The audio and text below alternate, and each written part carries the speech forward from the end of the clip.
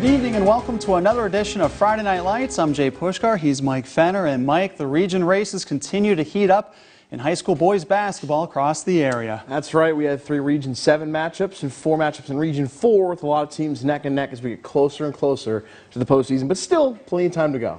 Certainly plenty of time, but tonight we'll start in Region 7 where Cathedral Prep was in a real battle with Ryan Smock's Harbor Creek Huskies. Opening portions of the third quarter, Ramblers up 6. Tavion Spencer dropping it off to Samonte Lofton, and he lays it in. Then it's Lofton taking advantage of the Huskies' zone defense, buries the 3 from the far wing. Harbor Creek cutting into that deficit, though, on the inbounds play. Nick Cray, what a season he's having.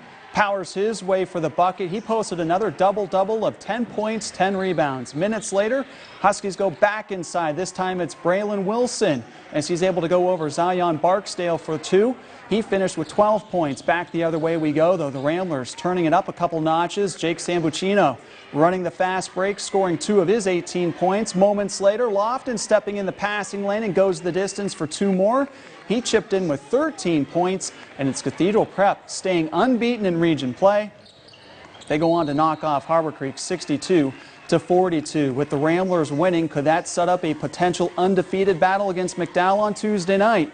For that, the Trojans had to take care of business at home this evening versus Meadville. McDowell up double digits in the third.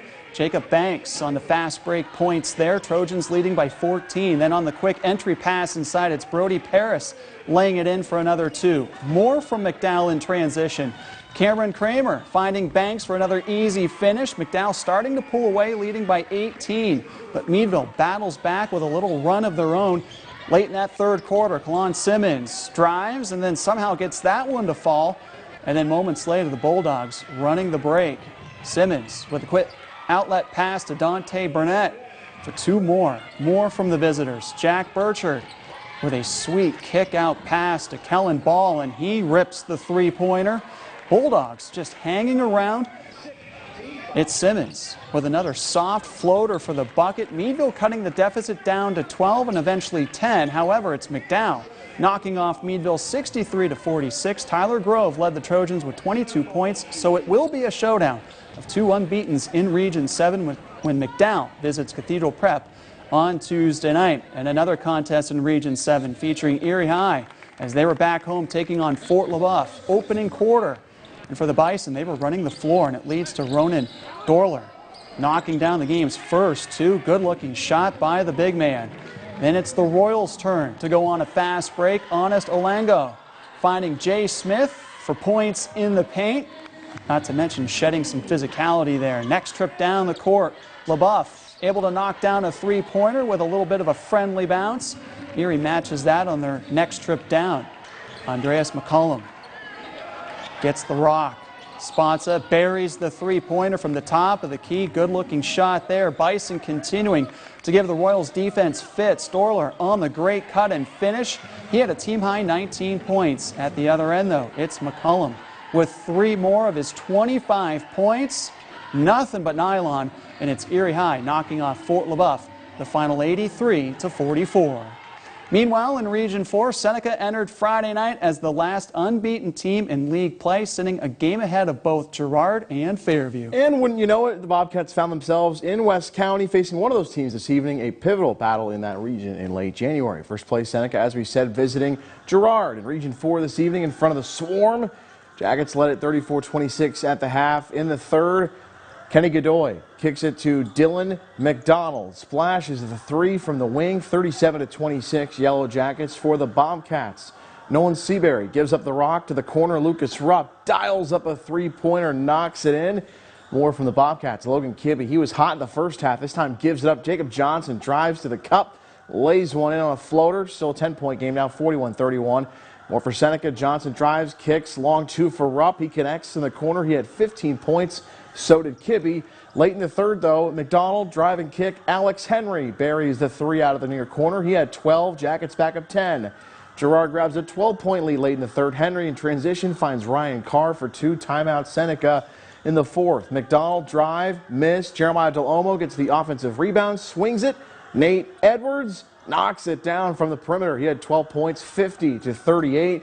A few trips later, it's Henry finding McDonald, and Dylan McDonald, the and one, the lefty on the left block with strength. Girard wins it at home, 62-47. I know that they wanted it. We talked a lot, the other day, about asking them how badly do you want this, because even though that loss last week was, it was a setback for us, we knew that, the way this league is, every night's going to be really tough. I think it's a really big win for us. Keep the motivation going, keep us pushing throughout the region. Keep winning games. It was a great win, but we take it one game at a time, and we know each game is going to be a dogfight. And we came out tonight, and we came out on top. To Fairview, Pat Flaherty's Tigers taking on Erie First Christian Academy. In the first, Jeremy Frazeo comes up with a steal here. Takes it coast to coast. Tigers with the lead, 4-3 in the early going. Eagles responding. Jesse Jong finding Anthony Collins. One bounce, hesitates, finishes underneath. Eagles back up one. Same connection this time. On the opposite side of the floor, Jong initially looks to drive and score, but dumps it down. Mid-air decision. Collins with the score on the block. Erie First jumps in front, 7-4. Collins with 9 points. Still in the first, Frazeo finds John Siebold. Mid-air finish, tough too. And now a pull-up jumper here. 9-7 Tigers. Siebold with the knockdown for the Eagles. Jong going to drive and kick to Avery Collins and the freshman. Nothing but nylon from the corner. He had 9 points, 3 of them there.